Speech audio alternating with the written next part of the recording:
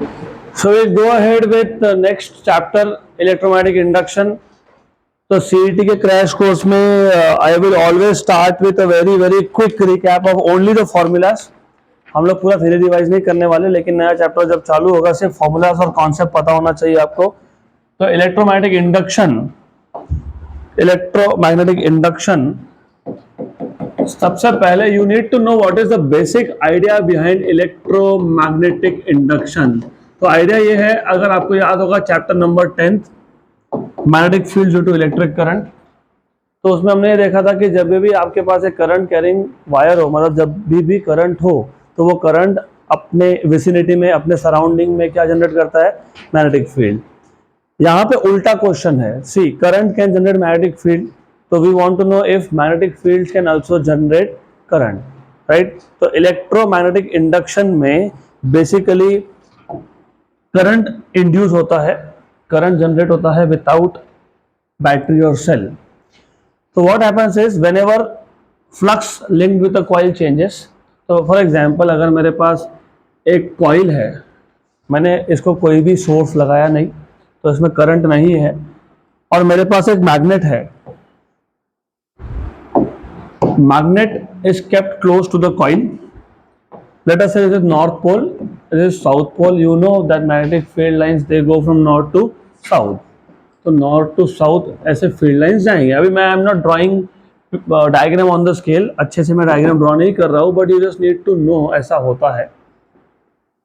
अगर magnet rest पे है और coil भी rest पे है, तो flux linked with the coil is constant. What is flux? Number of field lines passing through the coil normal to it. तो जिनको अभी फ्लक्स का कॉन्सेप्ट नहीं पता, ये अच्छे से रिवाइज कर लो. इलेक्ट्रिक फ्लक्स और मैग्नेटिक फ्लक्स दो टाइप के फ्लक्स होते हैं. इलेक्ट्रिक फ्लक्स में हम एक एरिया लेते हैं, उस एरिया में से कितने इलेक्ट्रिक फील्ड लाइंस उसको परपेंडिकुलर पास हो रहे हैं, उसको बोलते हैं electric flux. That is B bar dot A bar, है ना?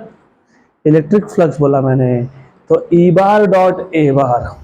Good. Same concept is in magnetic field. एक एरिया में से कितने मैग्नेटिक फील्ड लाइंस उस एरिया को परपेंडिकुलर पास हो रहे हैं, उसको बोलते हैं मैग्नेटिक फ्लक्स, और वो होता है B bar dot A bar. जब तक flux link with the coil remains constant, you will see no current is induced in this coil. लेकिन जैसे ही flux link with the coil changes, अब वो फ्लक्स चेंज कब होगा? या तो कॉइल को मूव करना पड़ेगा अवे, या फिर टूवर्ड्स मूव करोगे तो ज़्यादा फील्ड लाइंस लिंक होंगे, अवे करोगे तो कम कम कम होता जाएगा. या फिर आपको मैग्नेट को मूव करना पड़ेगा इधर टूवर्ड्स और अवे, या फिर दोनों को ही मूव करना पड़ेगा. तो whenever there is a relative motion between magnet and the coil, the flux link with the coil changes, and this change of flux link with the coil produces an EMF, electromotive force, right? EMF मतलब voltage basically, और हमको पता है voltage produce हुआ तो क्या produce होता है? करंट. तो यहाँ पे एक करंट इंड्यूस होगा विदाउट एनी बैटरी, इसको बोलते हैं electromagnetic induction. The phenomena of production of induced EMF और induced current in the coil when there is change in the flux link with the coil is called as electromagnetic induction. ये सारे electromagnetic induction का mostly जो theory था, it was all done by Faraday. तो Faraday ने दो law दिए थे. There are two laws of Faraday. Faraday's laws of electromagnetic induction बोलते हैं उसको. उसमें से पहला law, first law is qualitative law, second law is quantitative law. अब ये क्वालिटेटिव एंड क्वांटिटेटिव मतलब क्या? पहला लॉ आपको बताता है कि क्या हो रहा है. So whenever there is flux, there is change in the flux link with the coil and EMF is induced.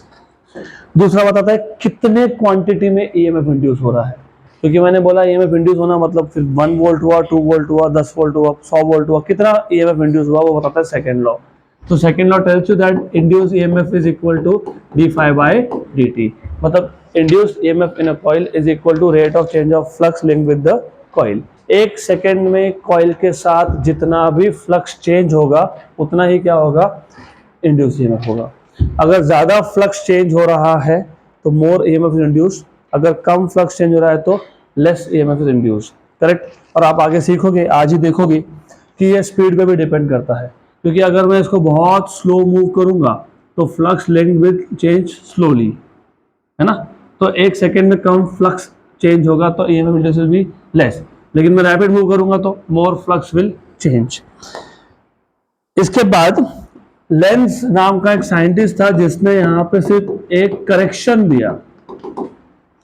Length ने बोला कि ये जो सेकेंड लॉ है जो आपको बता रहा है E equal to D phi by D T, ये actually E equal to minus D phi by D T है। अब इसका मतलब क्या होता है, पहले तो ये बता दो इस कॉइल में ईएमएफ कब इंड्यूस होगा, जब फ्लक्स चेंज हो। अब देखो होता क्या है, आइडिया इज दिस, ये जो कॉइल है ये मूव हो रहा था तो फ्लक्स चेंज हुआ, फ्लक्स चेंज हुआ तो करंट इंड्यूस हुआ। अब करंट इंड्यूस हुआ तो करंट की डायरेक्शन या तो क्लॉकवाइज हो सकता है या तो एंटी क्लॉकवाइज हो सकता है। अब जो करंट इंड्यूस होता है ना, ये ऐसा होता है, for example you know a coil carrying current, अगर उसमें करंट क्लॉकवाइज है तो वो जो साइड है कॉइल का वो आपको लगता है it is like a south pole. Any current carrying coil behaves as a magnetic dipole. What is the meaning of dipole? दो pole, north pole and south pole. Current अगर क्लॉकवाइज है south pole, anti clockwise है तो north pole. मैं अगर clockwise दिखा रहा हूं तो मेरे लिए वो क्लॉकवाइज है साउथ है, लेकिन आप दूसरे साइड से देख रहे हो तो आपके लिए क्या है, एंटी क्लॉकवाइज मतलब नॉर्थ। एक कॉइल है अगर उसमें करंट क्लॉकवाइज होगा एक साइड से तो ये साइड कैसा दिखेगा, साउथ, और इसी को वहां से देखोगे तो कैसा दिखेगा, नॉर्थ। ये याद रखना आप, ये need to remember this. Lenz law के अकॉर्डिंग ये जो करंट इंड्यूस होता है ना, sorry for this, Lenz law के अकॉर्डिंग ये जो करंट इंड्यूस होता है, this current opposes the cause producing it. तो पहले बताओ कॉज क्या था, यहाँ पे करंट प्रोड्यूस क्यों हुआ, because of change in flux. मतलब तुम कॉइल को मैग्नेट के पास में लाए तो flux link with the coil increase हुआ, तो उस इंक्रीज की वजह से यहाँ पे करंट इंड्यूस हुआ। अब करंट यहाँ पे ऐसा इंड्यूस होता है, ये नॉर्थ पोल है तो ये भी नॉर्थ पोल बन जाएगा, तो क्या होगा, रिपल्शन। मतलब कॉइल को पास में ला रहे थे इसलिए फ्लक्स चेंज हुआ, फ्लक्स में करंट इंड्यूस किया, करंट ऐसा इंड्यूस हुआ कि ये साइड नॉर्थ पोल बन गया, मतलब north and north will repel, मतलब वो मैग्नेट को अपोज करने लगा। इसलिए हम लोग बोलते हैं the EMF induces such that it opposes the cause producing it. उल्टा करते, कॉइल को दूर ले जाते, अगर कॉइल को दूर ले जाते तो करंट प्रोड्यूस होता क्लॉकवाइज, तो ये बन जाता south pole. North and south क्या होता है, अट्रैक्ट होता है, मतलब वो दूर भी नहीं जाने दे रहा। ओके गुड, तो इसलिए लेंज ने बोला कि यहाँ पे सिर्फ एक माइनस साइन डाल दो, डन। तो negative sign indicates that the EMF induces such that it opposes the cause producing it. हो गया। उसके बाद हमने एक कॉइल लिया था, उसको हमने एक एक्सटर्नल मैग्नेटिक फील्ड में रखा था। Bye the way I expect कि आपको पता होना चाहिए ये क्रॉस और डॉट कन्वेंशंस क्या है। You know what is cross convention, dot convention? Cross convention मतलब magnetic field is going inside और डॉट मतलब कमिंग आउटसाइड। तो हमने एक motional EMF, motional electromotive force ऐसा टॉपिक देखा था हमने। मोशनल, नाम में ये मोशनल, मोशनल है, इमोशनल मत लिख देना। Emotional EMF, EMF produce due to emotions, तो ऐसे मोशनल ईएमएफ। तो मोशनल ईएमएफ में what we have seen is, if you remember of course, हमने ऐसा देखा था कि हमारे पास एक कॉइल है which is moving in a magnetic field. So you have a coil. Of course this coil is not connected to, ये किसी को भी कनेक्टेड नहीं है।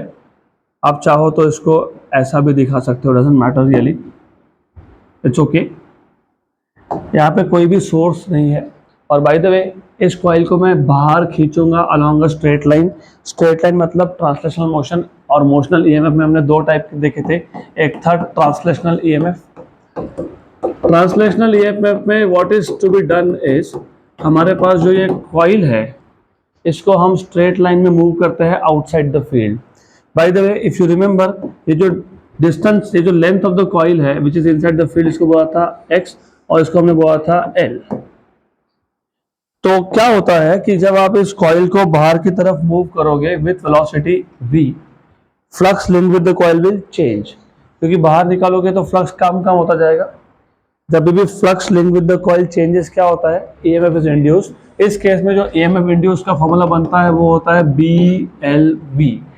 एज आई टोल्ड यू कि मैं डेरिवेशन में जाऊंगा नहीं, तो आपको सिर्फ पता होना चाहिए when you move the coil outside with some velocity v, flux link with the coil changes and that flux link with the coil changes और वो क्या प्रोड्यूस करेगा, induced EMF, and that induced EMF is B, where B is external magnetic field, L is the length of the coil inside the field and V is the speed, correct। और यही आता है आपका d phi by dt भी, तो d phi by dt is also BLV। Actually अगर आप magnitude देख रहे हो तो BLV, नहीं तो ये आता है विद नेगेटिव साइन, बराबर। तो ये जो फॉर्मूलाज है ना, ये डेरिवेशन के इंटरमीडिएट स्टेप्स में से आते हैं। ट्रांसलेशनल ईएमएफ में हमने बेसिकली यही शो किया था, अगर आपको याद होगा, we have proved that E equal to minus d phi by dt। तो जब आप प्रूव करते हो तो जो आप बीच के स्टेप्स करते हो डेरिवेशन में, उसमें ये दो स्टेप आए थे, E equal to minus BLV and d phi by dt equal to BLV। तो दिख गया ना हमको E equal to minus BLV, लेकिन BLV क्या है, तो E equal to minus d phi by dt। तो पूरा डेरिवेशन हम लोग करेंगे नहीं, ये पता होना चाहिए, इस पे क्वेश्चंस आते हैं तो पता होना चाहिए। दूसरा था हमारे पास, याद है क्या, रोटेशनल ईएमएफ। रोटेशनल ईएमएफ में हमारे पास एक मैग्नेटिक फील्ड है, let us take the same type of magnetic field, cross magnetic field, और इस क्रॉस मैग्नेटिक फील्ड में हमारे पास एक रॉड है, we have a rod which is rotating. तो एक रॉड था, this rod is basically pivoted at one point, पता ना पिवोट करना, फिक्स करना, तो इसको ऐसा कील ठोक के एक जगह पे फिक्स कर दिया और ये रोटेट हो रहा है। इसका लेंथ था late us say L, it is rotating in an external field. तो जब ये रोटेट होगा तो flux link with the coil will change, तो EMF will be induced, and by the way इसका रोटेशनल स्पीड था ओमेगा। तो इस केस में जो रोटेशनल ईएमएफ प्रोड्यूस होता है BL omega square by 2, L square, पक्का पक्का। तो BL स्क्वायर ओमेगा आएगा, तो BL स्क्वायर ओमेगा ऐसा आता है, वो B omega L square by 2, where L is the length of the rod, omega is angular speed. और क्योंकि मैंने ओमेगा लिखा है मतलब ओमेगा कांस्टेंट है, मतलब यहाँ पे एंगुलर एक्सेशन नहीं है, तो अल्फा इज 0। तो ये सेकेंड टाइप का मोशनल ईएमएफ है which is rotational EMF, in which you have a rod. I am not saying a bar magnet because this is not a bar magnet, remember ये rod है, rod just a rod of some material, of course metallic, क्योंकि current induce तो फिर metals में ही होता है ना। तो it is rotating in an external field, तो जब ये रोटेट होगा तो flux link with the rod will change and hence there will be an induced EMF which is B omega L square by 2। अब ये क्यों पता होना चाहिए, क्योंकि ये क्वेश्चन CET JEE नीट हर फॉर्मेट में आया है। ऐसा बोला है कि साइकिल है, साइकिल का व्हील है, आपको पता है व्हील कैसा होता है, स्पोक्स होते हैं उसमें, और आपको पता है वो साइकिल हो तो अर्थ में चलाओगे, मून तो लेके नहीं जाओगे, और अर्थ का मैग्नेटिक फील्ड है, तो जब वो व्हील रोटेट होगा वो अर्थ के हॉरिजॉन्टल मैग्नेटिक फील्ड में रोटेट होगा, मतलब वो व्हील के साथ जो फ्लक्स लिंक्ड है अर्थ के मैग्नेटिक फील्ड का, दैट विल चेंज। तो क्वेश्चन ऐसा था, what is the EMF induced between the axle and the rim. Axle पता है, axle is a rod which passes right to the centre of your wheel, वहां से rim, rim मतलब क्या, circumference. Cycle, चलो जिनको नहीं इमेजिन कर पा रहे हो, अभी क्लास के बाद नीचे जाओगे, साइकिल बहुत सारी खड़ी होगी, देख लेना, टायर वो सेंटर में एक एक्सल पास करते हैं, राइट, वहां से तो रिम तक, बाउंड्री तक, राइट। जो ईएमएफ इंड्यूस हुआ होता है ये, तो this EMF is induced between axle and the rim. Question आए हैं, आगे आएंगे। Then we also want to find out what is induced current. अभी मैं वापस से ट्रांसलेशनल ईएमएफ पे आ जाता हूं, and we want to know what is the induced current. हमने बोला इंड्यूस्ड ईएमएफ कितना, कितना BLV, ओके, लेकिन इंड्यूस्ड करंट कितना वो तो देखो। What is Ohm's law, V equal to IR, तो I equal to V by R, V मतलब E, तो induced current is mod of E by R, where R is resistance of the coil, और E तो तुमने अब भी देखा BLV bye R। ये आ गया आपके पास इंड्यूस करंट का इक्वेशन, इस पे भी क्वेश्चन आया है। फिर एक फॉर्मूला होता है जिसे बेसिकली पावर या फिर force, what is the force acting. अभी ये फोर्स का कहां से कॉन्सेप्ट आ गया, do you remember chapter number 10, उसमें हमने बोला था whenever you have a current carrying conductor inside an external magnetic field, current carrying conductor पे मैग्नेटिक फील्ड क्या लगाता है, फोर्स, क्या लगाता है, फोर्स, क्या लगाता है, फोर्स, बराबर।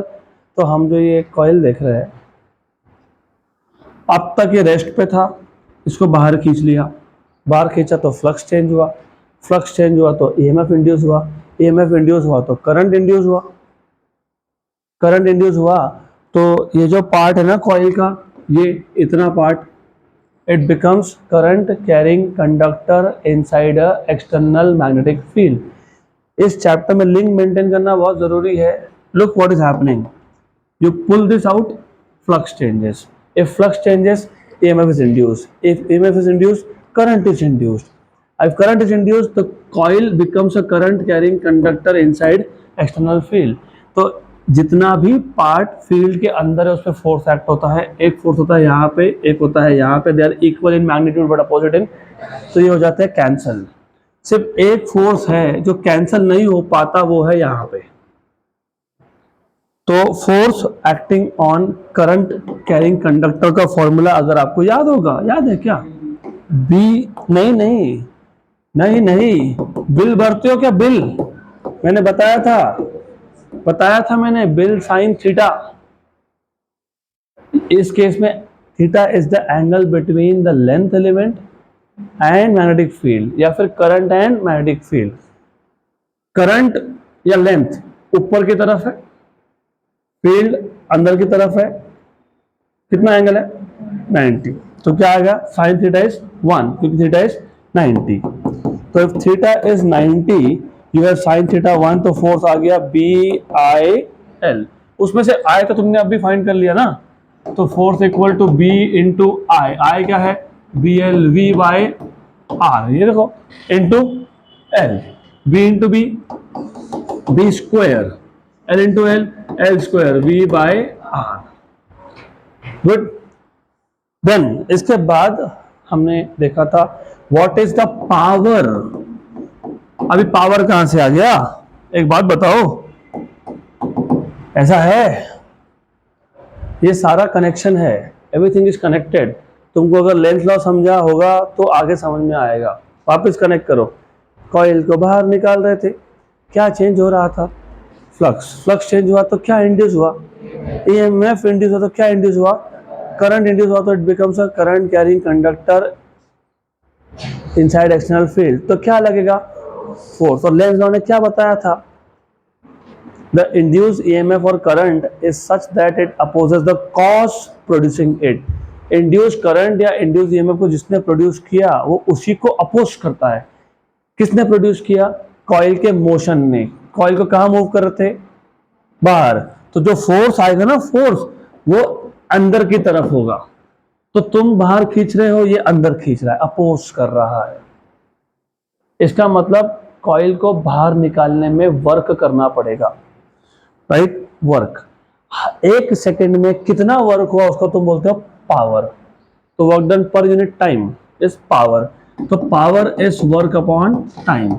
और अगर याद है, work is force into displacement, displacement by time is, अभी मैं x नहीं यूज करता हूं, मैं डिस्प्लेसमेंट के लिए s यूज कर देता हूं, क्योंकि फिर तुम ये x और वो x में कंफ्यूज हो जाओगे। तो this is displacement by time is velocity. तो power is force into velocity. Force तो तुमने अभी फाइंड कर लिया, क्या था, b square L square V by R, और एक v है तो आ गया v स्क्वायर। तो पावर आ गया b square L square V square by R। यहां तक क्लियर, पक्का पक्का clear, sure sure. Now the question is power is work upon time. हमने जो कॉइल को बाहर निकालने में वर्क किया, ये मैकेनिकल वर्क है। Mechanical work is due to mechanical force, physical forces. हमने फोर्स लगाया ना बाहर, तो हमने वर्क किया ना, लेकिन work is energy which can neither be created.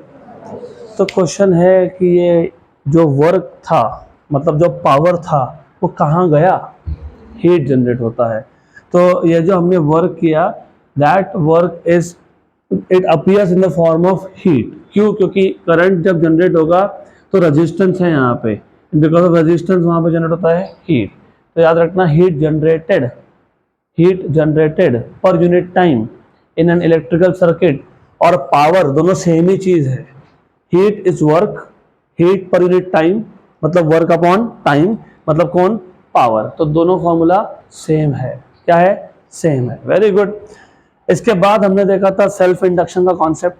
Self induction, self खुद में ही करंट इंड्यूस कर लेना, उसको बोलते हैं self induction. What is self induction? बहुत इंपॉर्टेंट और इजी चीज। Imagine I have a coil, इस कॉइल को मैंने लगा दिया एक सेल और यहां पे लगा दिया एक की। ओके, तो जब हम की को क्लोज करेंगे तो सर्किट कंप्लीट होगा। सर्किट कंप्लीट होगा तो करंट फ्लो होगा। नॉर्मली क्या होता है, किसी भी एक सेल का एक करंट कैरिंग कैपेसिटी होता है। फॉर एग्जांपल एक सेल है जो 10 एम्पियर का करंट देगा तो 10 एम्पियर देगा, लेकिन जब तक तुमने की ओपन रखा था करंट कितना था? 0। तुमने की क्लोज किया तो करंट स्टार्ट्स रनिंग, और जो सेल है उसका कैपेसिटी कितना था करंट का? 10 एम्पियर। तो ऐसा तो नहीं होता तुमने की लगाया 0 से डायरेक्ट 10 हो गया, ऐसा होता ही नहीं है। तुमने जब की लगाया तो it takes small amount of time for the current to go from 0 to 10। धीरे धीरे बढ़ता है, 0, 0.1, 0.2, 0.3, 0.4, 0.5 एक्सेट्रा एक्सेट्रा। तो धीरे धीरे करंट क्या हो रहा है? बढ़ रहा है। और मैंने अभी बताया था चैप्टर नंबर 10 में, तुमने क्या सीखा कि करंट क्या प्रोड्यूस करता है? Magnetic field. और याद भी होना चाहिए कि what is the formula of magnetic field? It depends on current. Current बढ़ रहा है तो मैग्नेटिक फील्ड भी बढ़ रहा है। तो सर्किट में जब करंट बढ़ेगा, तो कॉइल का मैग्नेटिक फील्ड भी बढ़ेगा। तो पहले मैग्नेटिक फील्ड वीक था, कम लाइंस थे, अब लाइंस बढ़ने लग गए। करेक्ट? मैग्नेटिक फील्ड बढ़ने लग गया। मैग्नेटिक फील्ड बढ़ना मतलब फ्लक्स बढ़ना, फ्लक्स बढ़ना मतलब फ्लक्स चेंज होना, फ्लक्स चेंज होना मतलब क्या? इंड्यूस होना, ईएमएफ। यहां पे कॉइल के खुद के करंट की वजह से खुद ही में ईएमएफ इंड्यूस हो गया, इसलिए इसको क्या बोलते हैं? Self induction. The phenomena of production of induce EMF in a coil due to change in the current in the same coil. अब लॉजिकली स्पीकिंग, जितना ज्यादा करंट है उतना ज्यादा फ्लक्स है, क्योंकि ज्यादा करंट मतलब ज्यादा magnetic field and it means more flux.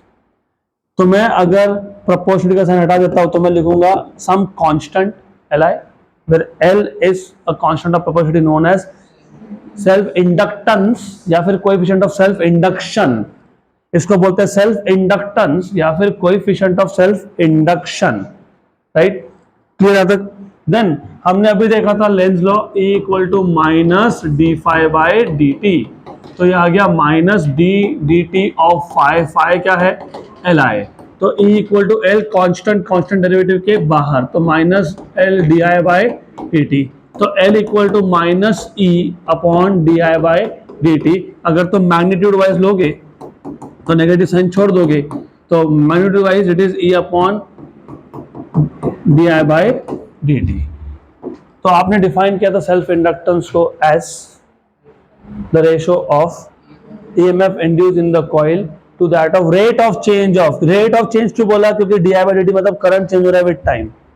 So it is the ratio of induced EMF in a coil to that of rate of change of current in the same coil। यहाँ पे दूसरा coil है ही नहीं, वही coil है, उसी का current change हो रहा है, उसी का मैग्नेटिक फील्ड चेंज हो रहा है, उसका मैग्नेटिक फील्ड खुद के साथ ही लिंक्ड है, तो उसी में फ्लक्स चेंज हो रहा है और उस चेंज ऑफ फ्लक्स की वजह से उसी में EMF इंड्यूस हो रहा है। तो इसलिए बोलते हैं उसको सेल्फ इंडक्शन। और एक चीज इंपॉर्टेंट है, ये एक EMF होता है जो तुम बाहर से अप्लाई करते हो और एक EMF होता है जो इंड्यूस होता है। और लेंज लॉ के हिसाब से जो EMF इंड्यूस होता है वो अपोजिट होता है to that of external EMF। तो जो भी EMF इंड्यूस होगा यहाँ पे उसको हम लोग बोलते हैं ई बैक। मतलब अगर बैटरी का ये पॉजिटिव है तो जो इंड्यूस EMF है उसका ये साइड नेगेटिव बनेगा। तो it has the opposite direction of the external source, इसको क्या बोलते हैं? ई बैक। अभी याद रखना, आगे काम में आएगा। यहाँ तक क्लियर? पक्का पक्का क्लियर, श्योर श्योर। अब इसी से रिलेटेड अगला कॉन्सेप्ट है that is energy of the circuit. अब ये एनर्जी ऑफ द सर्किट मतलब क्या, या फिर वर्क डन,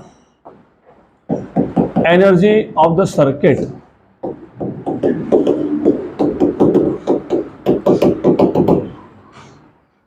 अब हो क्या रहा है वो समझ लो अच्छे से, यहां ध्यान दो, क्योंकि ये ऐसा चैप्टर है जो समझ में आ गया तो बहुत मजा आएगा।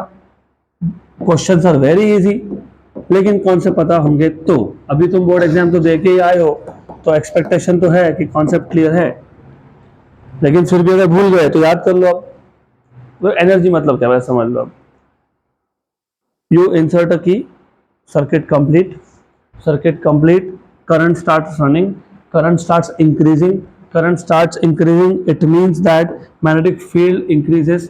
मैग्नेटिक फील्ड इंक्रीज होने का मतलब ये होता है कि फ्लक्स बढ़ रहा है, फ्लक्स बढ़ने का मतलब ये होता है फ्लक्स चेंज हो रहा है, linked with the coil. Flux change होने का मतलब ये होता है ईएमएफ इंड्यूस हो रहा है, मतलब करंट इंड्यूस हो रहा है, और इंड्यूस करंट ओरिजिनल करंट को अपोजिट होता है। ओरिजिनल करंट होता है पॉजिटिव टू नेगेटिव, और इंड्यूस करंट होगा उल्टा। तो जैसे ओरिजिनल करंट ने मैग्नेटिक फ्लक्स बनाया, तो इंड्यूस करंट भी क्या बनाएगा, मैग्नेटिक फ्लक्स। तो वो मैग्नेटिक फ्लक्स इस ओरिजिनल मैग्नेटिक फ्लक्स को क्या करेगा, अपोज करेगा। मतलब मुझे अगर यहाँ पे मैग्नेटिक फील्ड जनरेट करना है, फ्लक्स जनरेट करना है, तो उसको अपोजिशन फेस करना पड़ा। जहां जहां पे अपोजिशन होता है वहां वहां पे वर्क करना पड़ता है। इसका मतलब ये जो मैग्नेटिक फील्ड लाइंस तुम देख रहे हो, ये ऐसे नहीं बन गए, वर्क करना पड़ा। वर्क किसने किया, हमने तो नहीं किया। पिछले केस में तो मैकेनिकल वर्क था, वो हमने कॉइल बाहर निकाला था। यहाँ तो हमने कुछ किया ही नहीं है। तो यहाँ पे वर्क किसने किया, इस सोर्स ने किया with the help of current, right, good. तो इन दिस केस जो भी वर्क हुआ, work is energy which can neither be created, तो it gets stored in the circuit, उसको बोलते हो एनर्जी ऑफ द सर्किट। और वो आता है आपका हाफ एल आई स्क्वायर, फिर आई इज द करंट, मैंने कैपिटल आई लिखा है तो कैपिटल आई कर देता हूं, and L is the coefficient of self induction of the coil, correct, good. Then आगे एक और टॉपिक है एनर्जी ऑफ मैग्नेटिक फील्ड। एक टॉपिक आगे और है energy stored in magnetic field, energy stored in magnetic field. अब ये क्या है वो भी समझ लो, energy stored in magnetic field.